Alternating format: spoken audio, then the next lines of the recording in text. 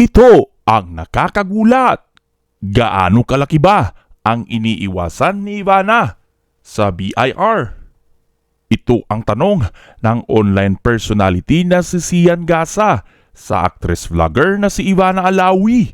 Sadyang binura nito ang Facebook account para hindi ma-audit ng Bureau of Internal Revenue o BIR. Sa FB post, sinabi ni Sian Gasa na nauunawaan naman niya si Ivana.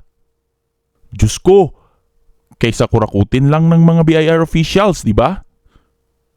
Ang ayaw ko lang may dramahan pa sa social media at pinagmumukhang tanga yung mga tao.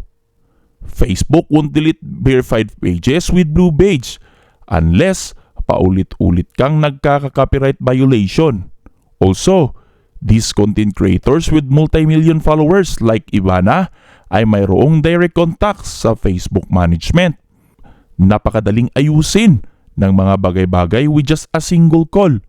Kung totoo man na disable ang page niya, they will fix everything privately.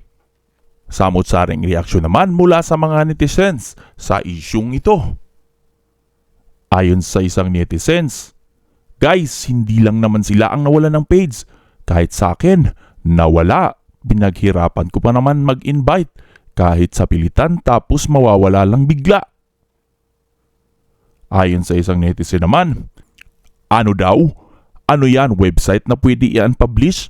Baka deactivated. Dapat yung term.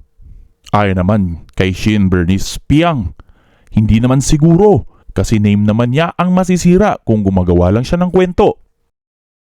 Sa tingin niyo mga kababayan, dinilit nga ba ni Facebook ang social media account ni Ivana o sadyang binura lang ito ng actress vlogger para iwasan ang pagbabayad ng tax sa gobyerno?